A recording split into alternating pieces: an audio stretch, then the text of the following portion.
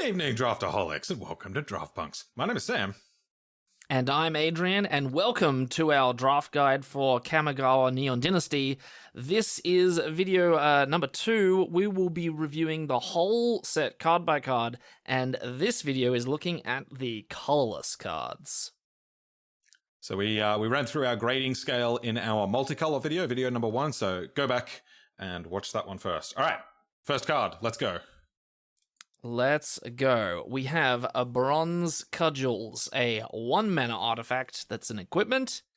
That is 1 to equip and has an ability where pay 2 until end of the turn, the equipped creature gets +X+0, where X is the number of times this ability has resolved this turn. What are we thinking? This one's easy. F. Oh, straight to F? F, this bad, awful Richard Garfield will come to your house and drop kick your baby. It's not good. Yeah, I mean, equip it, then pay 4 mana to give it +2/+0. Pretty bad, huh? +3/+0. Because it'll get. Yeah, true. Yeah, wow, that's even worse than I thought. So the way it works is it gets +1 on the first activation, +2 on the next one, +3 on the next one. Right. Okay, yeah, this sucks. I don't want to pump mana into my equipment. That's terrible. You could make an argument maybe that it modified. It's 1 to cast, 1 to equip, but I want my modifications to do something. It's an F. Don't put it in your deck. Yeah. That's a Draft Punk's professional opinion. Don't put it in your deck. Correct. Next card. All right. That one was easy. Next one. What we got? We have Eater of Virtue. This is a rare legendary artifact equipment. 1 to cast, 1 to equip. As long as equipped creature gets +2/+0, and as long as a card exiled with Eater of Virtue has flying, equipped creature has flying. The same is true for First Strike, Double Strike, Death Touch, Haste, Hexproof, Indestructible, Lifelink, Menace, Protection, Reach, Trample, and Vigilance. I think not bad on the face of 1 mana equipment, equip for 1 +2/+0. I don't know about the rest though. Yeah, so for those who are playing back in original Mirrodin, there's a card called Bone Splitter. 1 to cast, 1 to equip. Equipped creature gets +2/+0, and it was bonkers. It was really good. And so this has Bone Splitter value, which is already really good, plus a little bit of extra flavor tacked on. So I think I forgot to read the first line. Whenever a equipped creature dies, exile it. That's where the keywords come from. So you're wielding the sword. You die while you're wielding it. The sword eats all your powers, and then whoever uses the sword next gets to use your powers. Yeah, that's exactly it. What do you think? I think this is really good. I reckon this is, and it's also colorless. Which makes it an amazing first pick. I probably shouldn't say that in the colorless video. Everything's colorless. B+. Yeah, I think I wasn't loving the whenever equipped creature dies, exile it. But then again, we're not in Innistrad anymore. That's it. Yeah. Doesn't really matter too much, and the fact that the Eater of Virtue just gets all of these cool new abilities and indestructible in there, as well as hexproof. That's a lot of cool abilities. Yeah, so it's perhaps a little weaker if you're in green black, so you don't get graveyard synergies. It's perhaps a little better in blue black, so that you can lose a creature with flying and then stick it on your ninjas. It's also got some value in green red and those adjacent archetypes, because it is a 1 to cast, 1 to equip modifier. So, rebalance it a little bit if you're in those, but I think you're going to take this out of most packs. I think it's a B+. I like B+. B+ for the Eater of Virtue. All right, storming on forwards. We've got Iron Apprentice. He's a 1-drop artifact creature construct, a 0/0.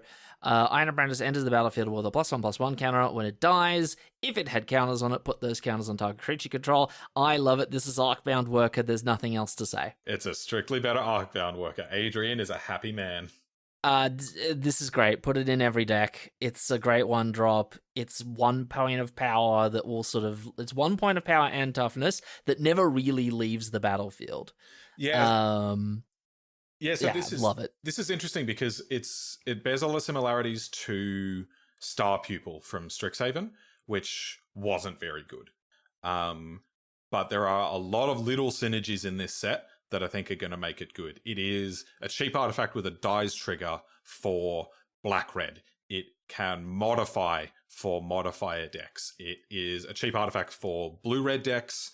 I think there's a lot of kind of cool things that you can do with this. I don't think it belongs in every deck, but I think there's a lot of kind of cool little synergies that you'll want to keep an eye out for while you're running this. I reckon it's maybe a C-. It'll be a C in the right deck, but C- on average. I was going to give it a flat C. I can go with flat C. I reckon it's a little generous, but I don't want to separate Adrian from his Arcbound worker and a good rating. And look at him. Look at his little face. I love it. He's carrying a wrench and everything. There's nothing that you cannot like about this card. All right, next card. All right, next one we have got this thing. We have Ninja's Kunai. 1 to cast, 1 to equip equipment.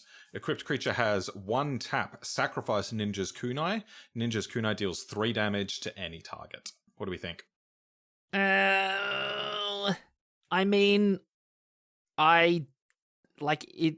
Any target very strong can go face, kills creatures, but it's 1 to cast, 1 to equip, 1 to activate, and then you got to tap your creature, and then you got to sacrifice the artifact. Could be decent, but my feelings are like low C's. I think low C's, D's. Yeah, it's got kind of similar to Scalding Cauldron. For those that remember playing with that, and there have been a couple of similar cards. Silver Bolt, most recently. They've always been fine. Nothing special, but fine. This has got a few upsides in it. It's cheaper. A few downsides. You need to have a creature to tap. One thing I will note, though, is there is an uncommon in red, I think, that says whenever you attack with a warrior or samurai alone, return an artifact from your graveyard to the battlefield. Okay, so you just keep throwing the kunai at them, huh? Right, you just wipe their board, and then when they run out of board, you start throwing it at their face. So I suspect that could be a very powerful combo, so keep an eye out on that one. But as is, probably C-. Yeah, I'm happy with C-. Yeah, let's give the kunai a C-. Cool. I like that. Again, note synergies with modifiers and the fact that it's a cheap artifact for red-black. So make adjustments as appropriate. Yeah. Next. All right. Next one. We've got the Automated Artificer, a 2-mana artifact creature that's a 1/3, and it's got a tap ability where you add Colourless. Spend this mana only to activate an ability or cast an artifact spell. So I misread this the first time. Note that you can activate any ability. Yeah, any ability. It's not activate an ability of an artifact. Correct. So you can activate Channel and Ninjutsu with this. Oh, okay. Yeah, that's nice. So it looks like an artifacts only card, but if you're a heavy Channel deck or a heavy Ninjutsu deck, this kind of gets bumped up a little bit. These sort of cards have never been good, though, right? The kind No, if you want a 2-mana Dorker, and 2-mana Dorkers are good. If you pay in 2 mana, you kind of want all the colors, not just colorless. And you want to be able to play your creatures with it. Yeah, true. So, but maybe it sees a role, but I'm feeling D's for this one. I'm feeling, probably D to D+. There will be some homes for this in like heavy artifact blue-red decks, heavy artifact red-black decks, but even there, I think it'll just be a role player. D+? D+. All right, shall we continue onwards? Next card we have got... Oh, I like this one. Containment Construct. 2-mana artifact creature construct, 2/1. Whenever you discard a card, you may exile that card from your graveyard. If you do, you may play that card this turn. Adrian, I play a deck in Modern with Burning Inquiry and Goblin Law. Yeah, all of your spells have Madness. Yeah. And not so it's better than Madness because it's not spells. It's you may play. True, you can play lands with this, yeah.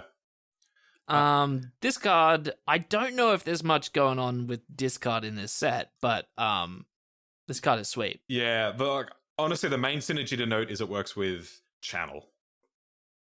Oh, right. The problem, so you can get the channel, play the card. The problem is most of the channel cards are an expensive card with a cheaper channel. And you're just not going to have 9 mana to channel the thing away and then play it on the same turn. So I don't think this is going to do very much. I think this is firmly D territory. D, straight D. Yeah, there might be some cool combos with it. I don't know if there's a tap loot kind of card. If there is, that's a pretty sweet combo, and that's probably worth building towards. But I think I haven't seen enough synergies, and channel is not enough to get me to like it. So I want to say constructed A, limited D. Agreed. Yeah, if you're a legacy player, Google the combos that are available for this with Lion's Eye Diamond. There's some really cool ones. It's wild. It's very cool. All right, moving on. All right, we have got Ecologists Terrarium, 2 mana artifact. When Ecologists Terrarium enters the battlefield, you may search your library for a basic land card, reveal it, put in your hand, then shuffle. And then for 2 mana and a tap and a sack of the terrarium, you can put a +1/+1 counter on target creature, activate only as a sorcery. What are we feeling? So I've heard other reviewers are quite down on this. Here's my first kind of hot take. I think this is good. Ooh. So think of it a little bit like a Traveler's Amulet, right? 2 mana to fetch a basic to your hand. So on the face of it, it helps you hit your land drops and it helps with splashes. Then it's got the extra ability. So putting all of that together, I see synergies in black-red, where you can play it, replace itself with a basic land, and then you can sacrifice it for value. You can, or even sacrifice it to itself to trigger like the Oni Cult Anvil. I see it in blue-red, where you want your artifacts just to enter the battlefield. I see it in any green-red adjacent archetype that wants modified. That's a lot of synergy for what is essentially just kind of a fixing card. Okay. So yeah, that's not bad. I don't want to hype it too much. I think it's just a C, but I think C is a lot higher than a lot of people would think this card would be. I think this is just going to fit in a lot of decks. It's going to smooth out splashes. I think it's going to do a lot of good work. Yeah, my gut feeling is C-. What do we feel about that? Or are we going straight C's? I could come down to C-. I kind of like my hot takey C, but okay. Well, let's go for it. This is a C. There we go. All right, that's the chalk up the first hot take. Okay. Again, if you do or do not agree with any of the things we are saying, please get in the comment section. Let us know. We do read everyone. And reply to everyone. Exactly. All right, next card. So onwards, we have got this thing. The high-speed Hoverbike is 2 to cast, 2/2 artifact vehicle. It has flash, flying. When it enters the battlefield, tap up to 1 target creature, crew 1. Is this the second coming of Smuggler's Copter? I like it. I like it a lot. I like it too. I think this is sweet. Crew 1 is a fantastic number. Yep. Especially when this set you're spitting out colorless spirits and colorless construct tokens. Yep. Love it. The fact that it's got flash and it ETBs to tap, so it's like even if you don't have creatures on the board, it takes away an attacker or it takes away a blocker. Which is often a common downside of vehicles, right? Is you play this looks most like Skyskiff, I guess, right? You play Skyskiff on turn 2 and don't do anything. You just have to cop the hit. Now you actually get to tap down their attacker, and if it flies, it also removes the blocker for when you untap and play your 3-drop and get in with the Hoverbike. It's going to synergize in blue-white with the vehicle synergies. It's going to be great in blue-black because you can use the tap down to get your ninjas through. Yep. A lot of cool things to do with this. How are we feeling? Maybe B-? I'm feeling yeah, B-. That's where I was exactly. Cool. Yeah, big fan of the Hoverbike. Hell yes. Yeah, no, the Hoverbike, I think we're going to do some work with that one. Also goes in every deck. Just put it in your deck. Yep, that's it. Yeah, great first pick. Excellent. Next one. We got, this one. Here we go.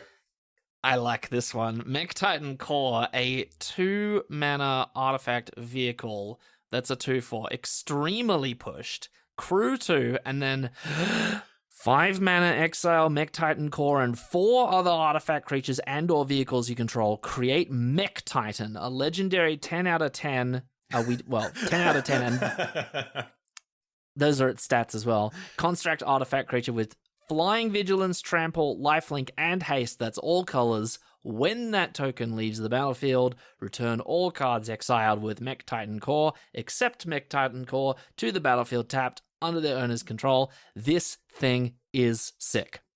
This is a card that I don't care how good it is.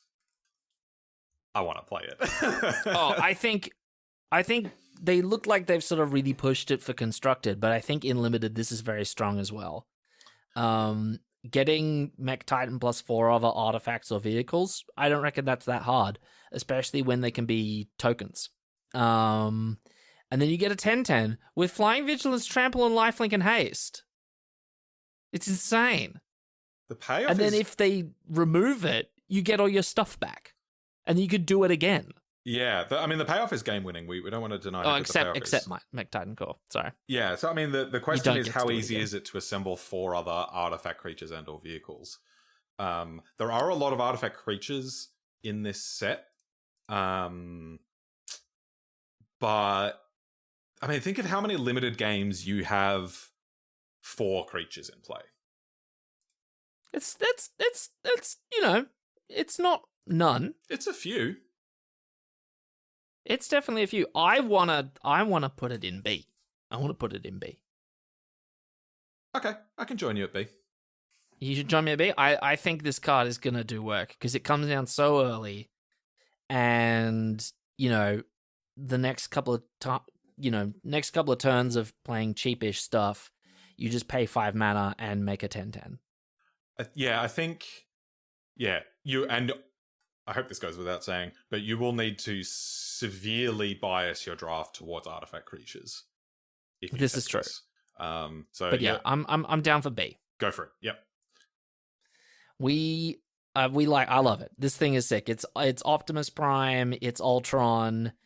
It's Voltron. Ultron. Voltron. It's whatever the hell. It's every cool robot you've ever thought was cool. Agreed. I want nothing more than to pick on this in our first draft of the format. Hell yes. All right. Next up, what do we got, Sam? We have Papercraft Decoy. It is a 2-mana artifact creature frog. It's a 2/1.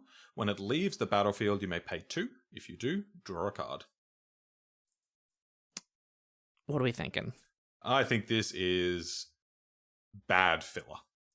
Yeah, it's D's for me. I don't think it's quite F's, but I think it's D's. Agreed. There are some cool things you can do with it, right? You play it in Artifact Sacrifice, where it gives you your card back. But honestly, even if it was 2-mana 2/1, when it dies, draw a card, that would still just be filler. The fact that you got to throw 2 mana on, that's just a good chunk of what you're doing, right? Compare this to Spore Crawler from the last set, 3-mana 3/2, when it dies, draw a card. That was just fine. Yeah, very true. I think this is significantly worse. So if you need a 2-drop and you're desperate, go for it. But aside from that, I wouldn't be too keen on the decoy. D minus. What are we feeling? Yeah, I'll go D. D's probably generous. Yeah, if you've got yourself a little origami frog, he does look adorable, but he don't do much. It's difficult to give a 2-mana 2/1. Nah, that sucks. It's a D. Next card. Yeah. All right, next one, and I quite like this one a lot. We have got Patchwork Automaton, a 2-mana artifact creature construct that's a 1/1 with Ward 2. And whenever you cast an artifact spell, put a +1/+1 counter on it. I love it. This thing's sick. I like this too. Yeah. I reckon this is going to have a higher win rate than the Mech Titan Core. Them's are fighting words, but also I love this thing. I think it's sick. I think it's really pushed, like a 2-mana 1/1 with Ward 2 that just grows. It just gets bigger and bigger and bigger. It comes down early. It grows. It's hard to remove. I really like it. Yeah, I like it too. What are we feeling? I'm feeling high C's, maybe B's. Maybe build around B-. Yeah, okay, I can get behind that. I can get behind that a lot. I think this card shows a lot of promise. Going to be, good in blue-red, black-red, blue-white. So if you focus on those colors with your automaton, no, I like it. Hell yes. Oh, works with modified as well, because it gets plus 1 counters. Oh, it does too. Well, what we got here, Sam? This is Reckoner Bankbuster. 2 mana vehicle. It's a 4/4 with crew 3. When it enters the battlefield, you put 3 charge counters on it. 2 tap, remove a charge counter, draw a card. Then if there are no charge counters on it, create a treasure token and a 1/1 colorless pilot creature token with this creature crews vehicles as though its power were 2 greater. What do we think? I love it. It's Maze Mind Tome. Yeah, Maze Mind Tome or Treasure Map. It's great. This thing's absolutely fantastic, and it's a 2-mana 4/4 vehicle with crew 3. And it's also Maze Mind Tome. What the hell? That's it. And so once you're done with it, you just start beating down. Yeah, the guy that pops out of it, you just start hitting him. Yeah. It's not like Maze Mind Tome where they're like, you can gain 4 life now. Yeah. No, now you get It's like, no, you get to start smacking people. And the cool thing is, part of the downside of cards like Maze Mind Tome is sometimes you just don't have the luxury of paying 2 mana to draw a card. And in those turns, for real, you just add to the board, and then you've got your 4/4 vehicle to block with if you need it. And then when you've got spare mana, you draw cards. Yeah. Or you could do both. You can just crew it, block with it. Oh, true, yeah. And then draw a card. Spit out a dude and a treasure. You get a treasure token. They give you a treasure token. It's pretty, it's very good. It's going to be best in blue-white, but I would happily run this in any deck. I love how, my favorite thing about the flavor of this card is that, you pay some money and you, press a button on the vehicle, and then it spits out a card, and then when it runs out of cards to spit out at you, a dude pops out. Yeah. And more money. And more money. I love it. I love it too. B what plus? What are we giving it? B plus? Yeah, I think B plus. I'm tempted to go to A's, but I think this is definitely a B plus. I like B plus. Hell yes. No, I'm excited to play this card. I think this is strong. And again, it's got that artifact thing about it where it just goes in every deck and is good in every deck. Agreed. Even better in the vehicles deck. Agreed. Now the downside to it is the crew 3. Because this is true. That's a hefty crew pops cost. out a guy who crews it. That's it. I think that's all that's keeping it from A territory is just the crew 3. Yeah, if this was crew 1 or 2, it would be stupid. Agreed. Next. All right, next one. We got the Brute Suit. The Brute Suit costs 3, is a vehicle, has Vigilance and crew 1 on top of being a 4/3.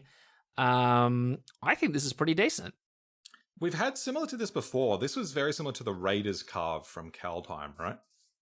I think that was also... the 3/3 crew 1 that it did something when it hit someone? I think it was also a 3-mana 4/3 crew 1. Oh, right. And that turned out to be not great. So, fair, but I'm thinking of this in the context of the vehicles deck. Yeah. I mean, I think outside the vehicles deck, I don't think I would ever want to run this. In vehicles specifically... Just too expensive? Yeah, just 3-mana 4/3 vehicle is not enough. That's not a great stat line. No, this is true. Yeah, that's true, and especially with just Vigilance. Sure, it can attack and block. And blocking's pretty good with vehicles, but... Hey, do you know what you can do? You can crew it with a creature, attack with it, and then crew another vehicle at the end of combat. How cool's that?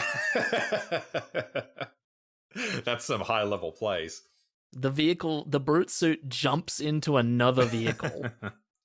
Unfortunately, they changed the rules recently, and it can't jump into itself. Oh, no. Devastating. So what are we feeling? I guess... It that maybe low C's? Oh, I reckon it's a D. You reckon it's a D? Can I bring you up to D plus? Only for the presence of blue-white. Okay, all right. If you're blue white, you might just need a brute suit to get there. But yeah, otherwise stay away. Yeah, so don't go looking to loot for the brute suit. No looting for bruting suiting. Yeah. Next card. All right. What do we got? We have a Circuit Mender. 3 mana, 2/3 artifact creature insect. When it enters the battlefield, you gain 2 life. When it leaves the battlefield, draw a card. What do we think? This is what the frog was meant to be. Agreed, yes. This is what the frog was meant to be. It's nice. It's nice. It's 3 mana, 2/3. I know we don't love those at the Draft Punks. Oh, that's 3 mana, 3/2. That's the good one. I like 3 mana, 2/3. Give me a Tolarian Scholar any day. Yep, 3 mana, 2/3.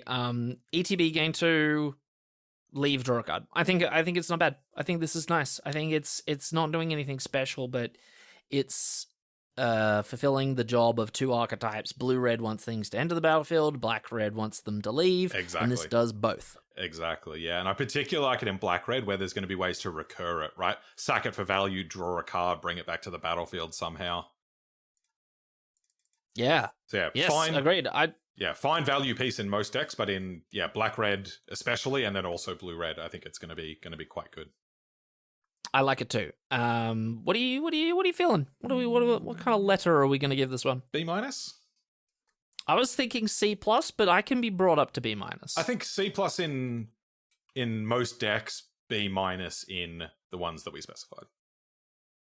B- it is. B-. Love it. Hell yeah. So that was Circuit Mender.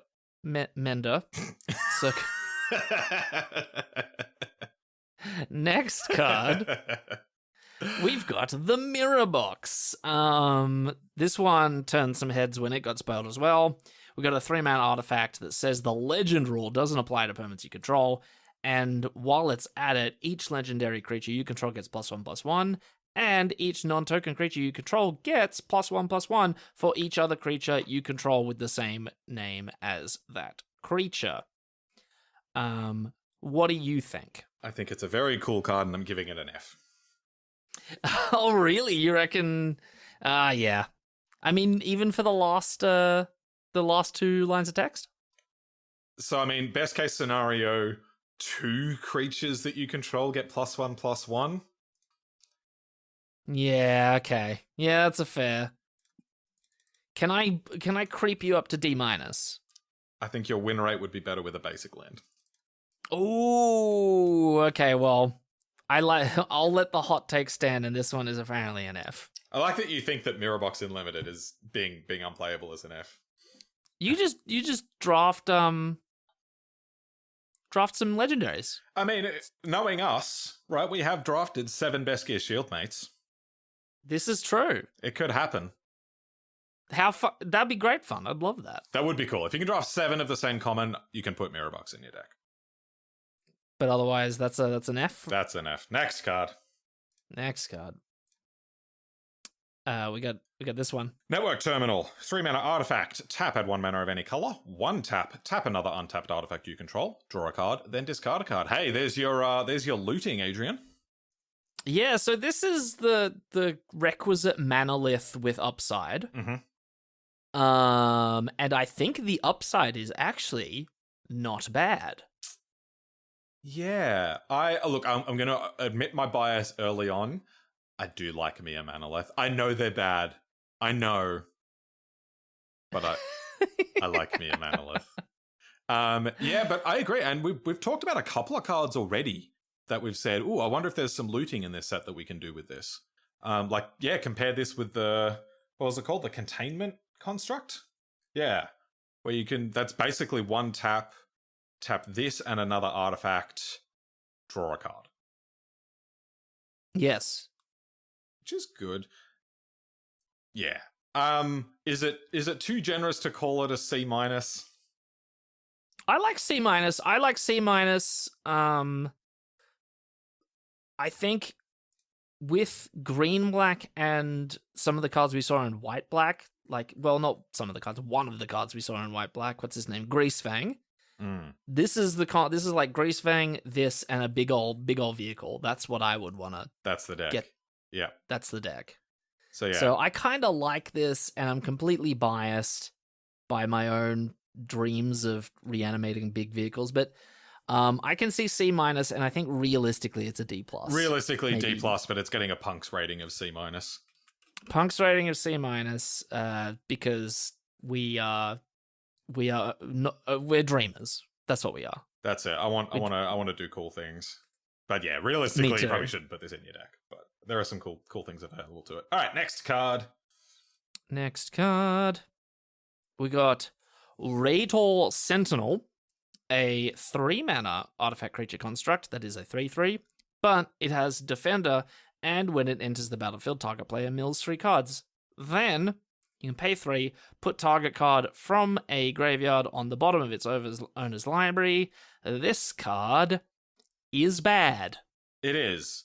It is my fervent hope that I will win a game in this format where my only win condition is this card putting my graveyard on the bottom of my library. But that doesn't mean you should do it. Like a D? D-. D-, sure. I guess it's got... It doesn't even have any other stats. It just has Defender. Like, 3-mana, 3/3 Defender flying. Maybe we're onto something. Yeah. I mean, there's a few kind of synergistic things, right? The milling could go well in green-black, where you can pick stuff up, in red-black, where you can pick stuff up. He can hop into some vehicles. He can go drive a car. That's true, yeah. But none of those decks want a 3-mana defender that grinds you out in a decking game. So yeah, D-. Don't put this card in your deck.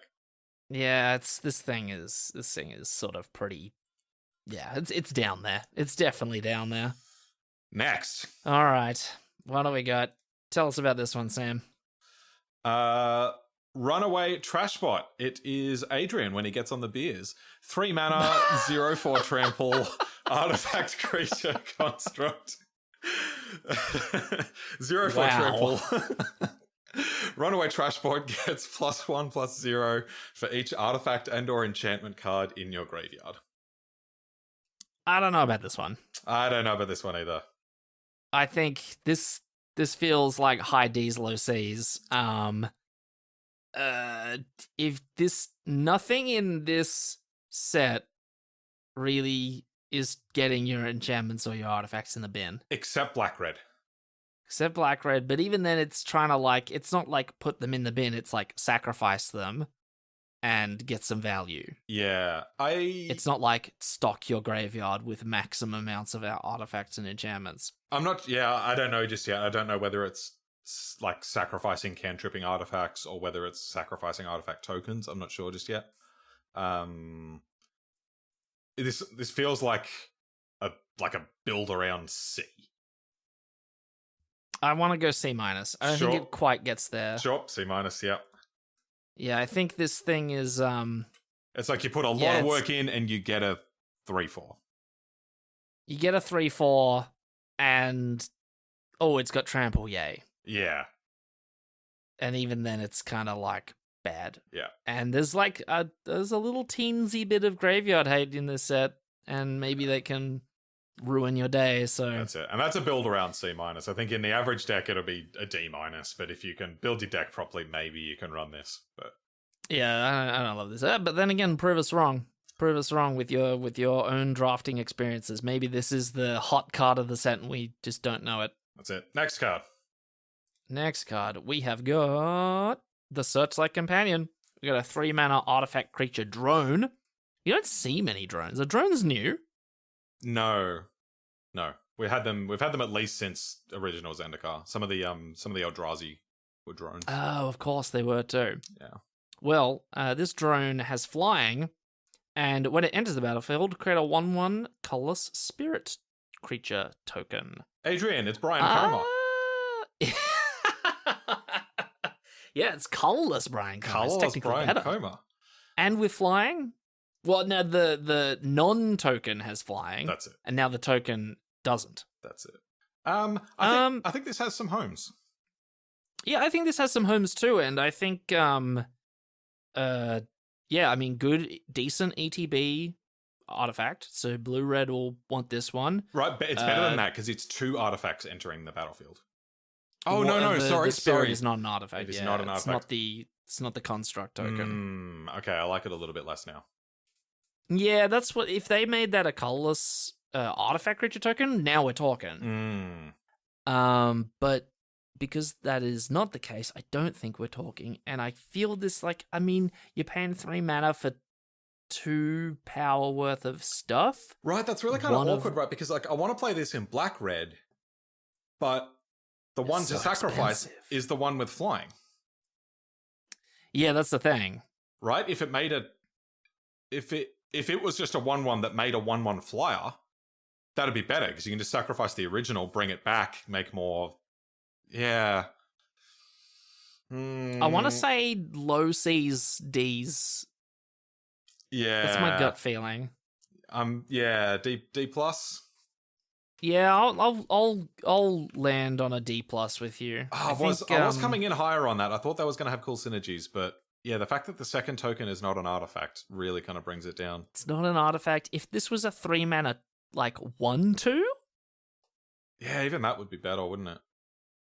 But it doesn't quite make the grade. Agreed.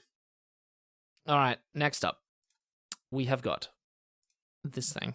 We have Dramatists Puppet. Is a 4 mana 2/4 artifact creature construct. When it enters the battlefield, for each kind of counter on target permanent, put another counter on that of that kind on it, or remove one from it. Again,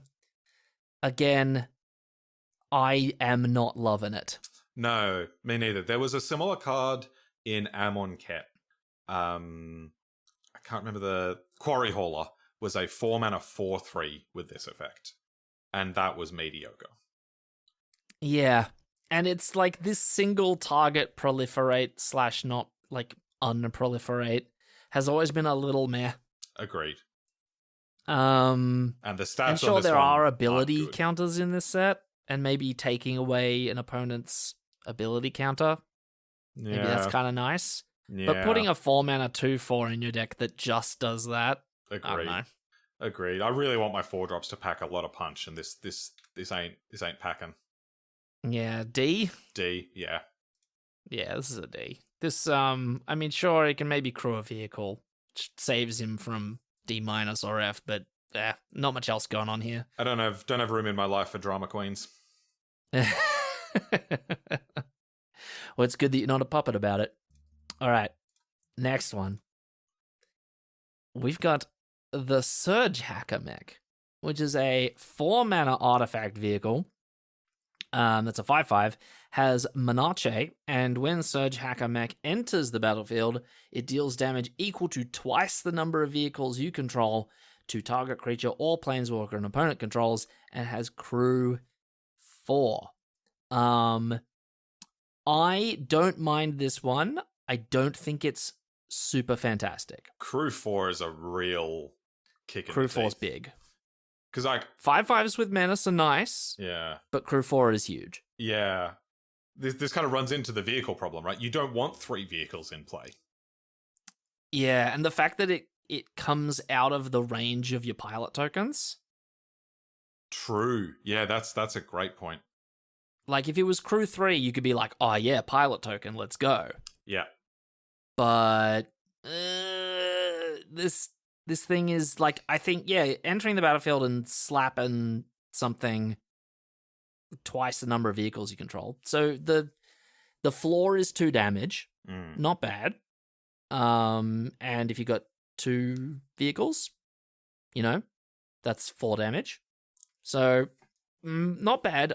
It's not quite Ravenous Chupacabra. Is it? It's like Ravenous Chupacabra if it was a vehicle, an expensive one. Is it more comparable to Aroas's Blessing? An aura that gives +1/+1, and when it ATBs deals 4 damage. Oh, from Theros Beyond Death. Maybe. Yeah, Right. maybe. Gives +1/+1, shoots something for 4. Which is that was good. I think this is not even that good. I C. Yeah, I'll go C. Crew 4 is just out of reach for most decks. Yeah, crew 4 is big. Crew 4 big, and you're already paying 4 mana for a 5/5. Sure, it's got menace, but Right, nah. you're adding 1 power and menace. True. I mean, maybe this set's pretty light on removal, and you want that 4 mana removal spell. Maybe that's just worth it. There's a removal spell that turns into a creature later on. Who knows? But I think it's a C. Agree. Next up. We've got this thing. Tawashi Guidebot. 4 mana for a 2/1 artifact creature construct. When it enters the battlefield, put a +1/+1 counter on target creature you control. 4 tap, draw a card. This ability costs 1 less to activate for each modified creature you control. If anyone hurts Tawashi Guidebot, I'm gonna go John Wick on you. That's all I have to say. I think the safest way to not hurt Tawashi Guidebot would just be to not put it in your deck. Yeah, 4 mana is big. To be fair, it's 3, so long as the +1 counter sticks around. No, I mean to cast it. Oh, to cast it? Yes. Yeah, you're right. Yeah. 4 mana 2/1 is just insignificant. And I mean, if you are running heavily modified and you can get that down to free, it's pretty nice. But it's a lot of work for a 4 mana 2/1, at best a 4 mana 3/2. And yeah, and the awkward part is I think the modified deck probably wants to be quite aggressive. I don't think it wants a 4 mana 2/1 that can spend lots of mana to draw a card. Yeah. Yeah, this maybe it goes into some sort of, maybe there's a control-y kind of deck in the limited format, and this is a piece in it to keep you drawing cards, but I don't know. I don't know about it. Yeah, there was a time in Magic's history where 4 mana draw a card was good. But I've noticed over, like, because we had one of those effects in Strixhaven and we had one in AFR, and it was just not as good as it used to be. No. So what are we feeling? Probably D. I was gonna go D+, just on the utility that it maybe has in the modified deck. I'll give it a D+, but only because you like the art. Okay. The adorable Tawashi Guidebot. Don't anyone dare hurt him. Unfortunately, not great in your deck. So keep him out of harm's way. Don't put him in your deck, and he'll be safe forever. Next card. We have got this one. Tell me about Shrine Steward. All right. Shrine Steward is a 5 mana artifact creature construct that says, when Shrine Steward enters the battlefield, you may search your library for an aura or shrine card, reveal it, put in your hand, then shuffle, and it's a 3/2. I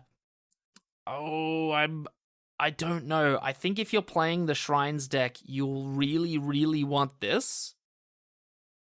But otherwise, it's a 5 mana 3/2 that maybe draws you a card, and that's not very good. Yeah. Aside from the Shrine deck, I feel like the most obvious use for it is there is an Arrest variant in this set that's actually very good. Oh, right, okay. And there's also a blue Capture Sphere variant, which is also quite good. So if you can search up one of those, yeah, I'm in for this. It's nothing special, but if you can pick up at least one copy of either of those, I think that's fine. I'd pay 5 mana for a 3/2 draw removal spell. Yeah, okay. Yeah, I think I can get with you on that one. Not amazing, not terrible. C-? C-. I'd join you on C-. C- is a good place for this to be, I think. Yeah. But I don't think we're going to be putting this in many decks. Ooh, actually, a great use for it that I just thought of is in black-white. Right? Because it's an artifact and it goes and gets an enchantment. Oh, and especially when your enchantment's a removal spell, that's a pretty good way to turn on artifact enchantment. Yeah. So yeah, maybe if you're black-white, value this a little bit high. I think I still like C-, but that's a important use for it. Agreed. Next card. All right. We have got this bad boy. All right, we've got Adrian's Reanimator friend, Thundersteel Colossus, 7 mana, 7/7 vehicle, trample haste, only crew 2. I love it. I mean, yeah, it costs 7. Yeah. But all I am gonna do is reanimate this with Greasefang. That's all that's happening. Get it in the graveyard, reanimate it with Grease Fang, go to town. I'm loving it. Okay. If you've got Grease Fang, this is an A. Yes. If you don't have Grease Fang, this is a... It's like a C, low C. Is it a high D? D plus, maybe. Yeah. I mean, maybe this is what you're ramping into in the green-blue deck. That's a fair point. Yeah, there are some good ramp enablers in blue-green. And I was wondering what a good thing to ramp to would be. Maybe this is it. I could see that being the case. So... Yeah, What, so it's got a home in rating, blue-white. Got a home in blue-white, got a home in vehicles, got a home in Grease Fang. I think it's a D+, but it does have perhaps some homes. Okay, I'll level with you on D+, but let it be known I will be in the draft queue drafting Grease Fang and putting this card in my bin. So we can give it a D+, but when I put it in my Grease Fang deck, it's going to be an A. This is one of those cards that people are going to overrate because every time the opponent plays it, you're going to lose, but you're just not going to see all the times it's just stuck in their hand. Yeah, that's very true. All right, next up. All right. Next up, we've got this one, Walking Skyscraper. I believe this is our last artifact. An 8-mana massive boy artifact creature construct, costs 1 less to cast for each modified creature you control, has trampling, and when it's untapped, has hexproof, and it's an 8/8. What do you think? Now, this sounds like a modified payoff. I like this. Yeah, I actually like this a lot, actually. I think it is reminiscent of Kaladesh Metalwork Colossus. Oh, yeah. And I was thinking, it reminds me a little bit of Gatekeeper Colossus from... Oh, yeah. Yeah, from it RNA. does too. And they were both good cards in their format. But yeah, I mean, let it be known, all you need is 3 modified creatures, and this is a 5-mana 8/8 with trample. And I'd be happy at 6 mana. Oh, absolutely, yeah. If I had 2 modified creatures casting this, fantastic. I actually think doesn't sound this hard card to do at all. is quite strong. Agreed. It is a bit of a build around, but I think in the modified deck, it's going to play like a B. Agreed. Yeah, I'm happy to give it straight B. Sure, yeah, happy to do that. Yeah, obviously, straight B. Be careful which deck you put it in, but if you do the work, this is a good one. Great top end, great win condition. Don't play this as an 8-mana 8/8. Do not. If this is going to cost 8, don't put it in your deck. If it's going to cost 6, happy days. Is it going to cost 4 though? Woo! Bucket list, cast it for free. Hell yes. Love it. All right, we should have lands up next. All right, the first of the lands, we have got this one. We have Eiganjo, Seat of the Empire. Is the first of its cycle of channel lands. They are all legendary lands that come in untapped. They tap for 1 of their color. Eiganjo has channel, 2 and a white, discard Eiganjo. It deals 4 damage to target attacking or blocking creature. This ability costs 1 less to activate for each legendary creature you control. That last rider is on all of them. Now, these cards are, I'll be honest, I'm not sure how to evaluate these. The opportunity cost for them is nothing. They take the place of a basic land, which is right, massive, right? It turns your planes in the late game into a real card. That's incredibly powerful. This, I think, is one of the better ones. I think turning your land into a removal spell is very good. Is pretty sick. And it's like they haven't totally overcosted it. I would expect maybe a few years ago for this channel ability to cost like 5. Yeah, you're right. So yeah, how do we feel about it? I actually kind of like it. I think pack 1, pick 1, you're probably not. You're not picking this. That's what I keep wondering. Yeah, am I gonna take a card that's got low opportunity cost but a medium effect over a good card? Yeah. I think pack 2, pack 3, though, once you already know what colors you're in. If you're in white and this thing comes around, this is an S. This is the best card you could pick. Yeah. It's free. It goes in the deck. It just goes in the deck. It is a card that you can play as a land and a card that you can play as a spell. It's just sweet. I think they're really good, but they're just not. They're not like. It's kind of weird. They're not like a real card. Yeah, that's it. How do we... I don't feel high in my confidence on this, but how do we feel about a B sort of range? I was thinking like B- or C+, just because of how situational it is, but also because like you can't just pick it. You gotta sort of already be in the color. B-? Can I bring you around to a B-? I'm going to stick on... I did say my confidence wasn't high. Okay, sure. B minus. Yeah. I think this one in particular is closer to a B level. I think some of the ones we're about to see maybe closer to B minus. Okay. So well, this is a B- to B. I think you might be right, but my gut feeling is B-. But I think this is definitely one of the stronger ones. You'll see ones that we rate a bit lower. Yeah. All right, next up.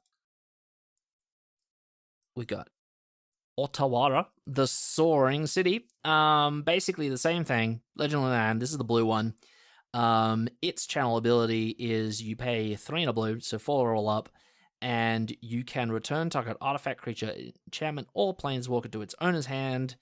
And it's got the cost 1 less for each legendary creature you control.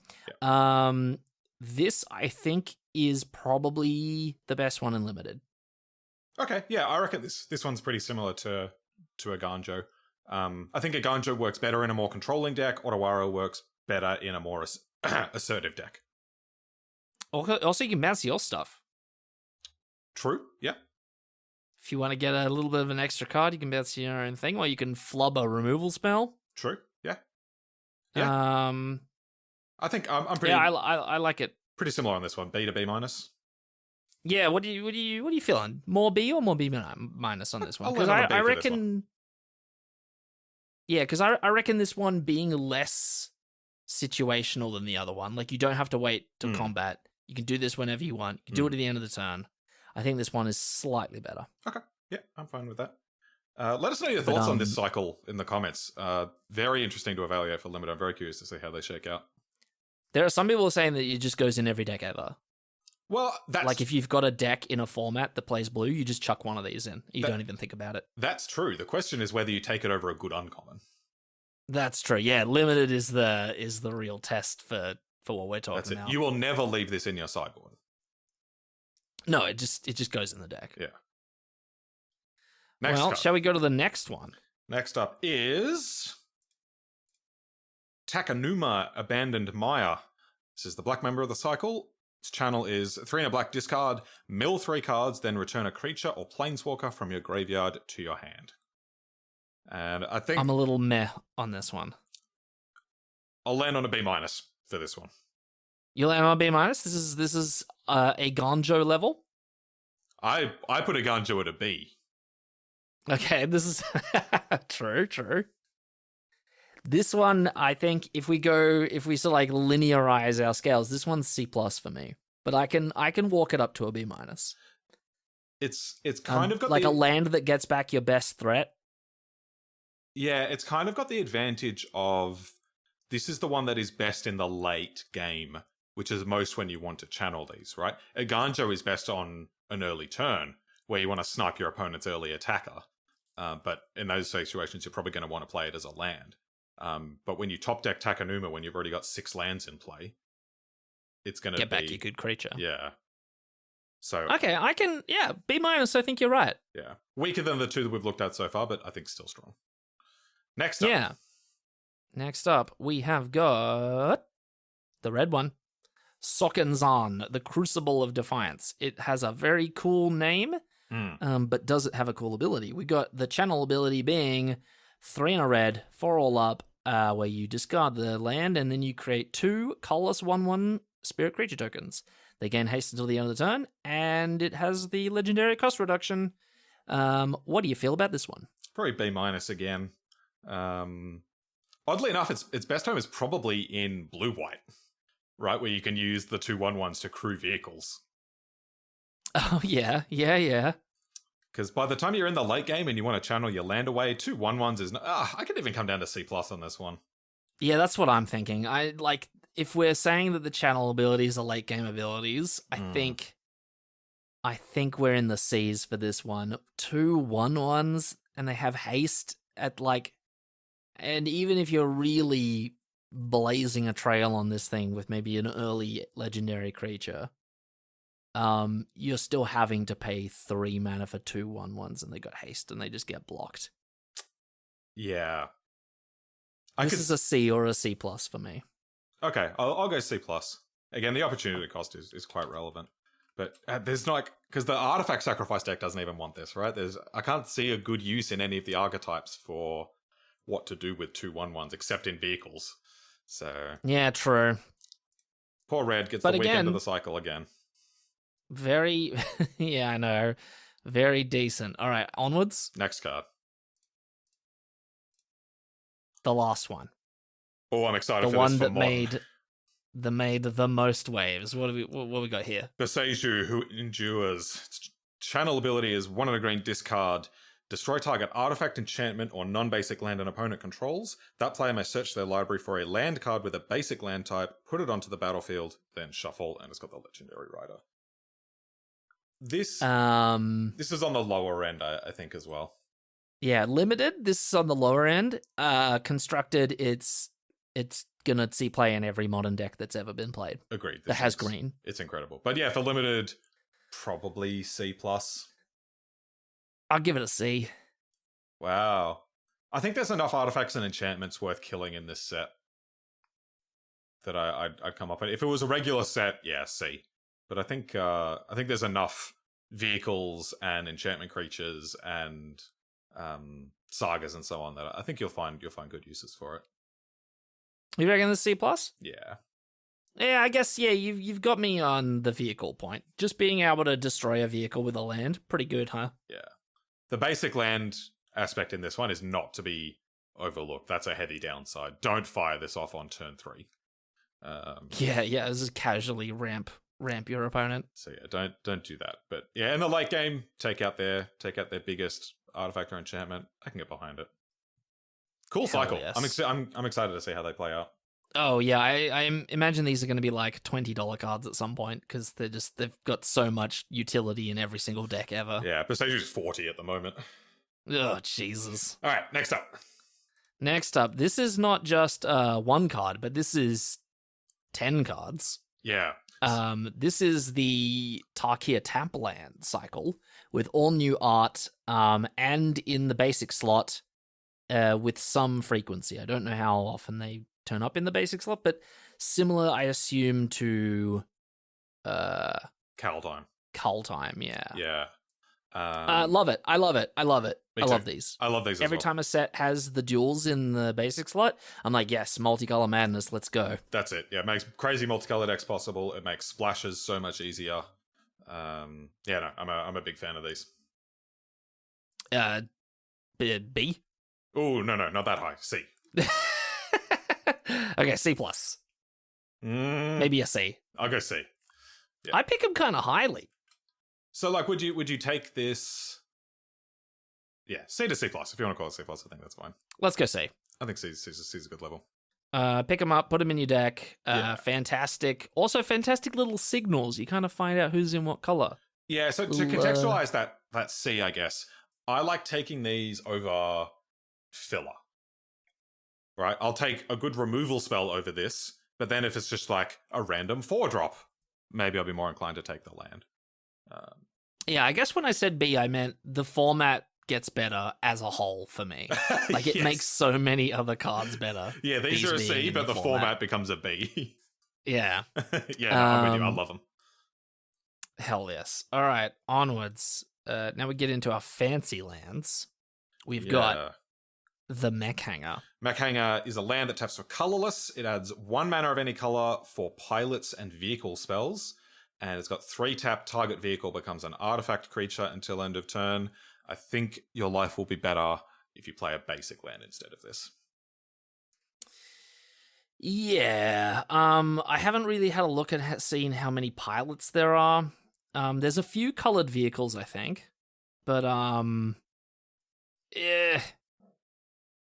mean, really, the only line of text that matters is the bottom one. Yes.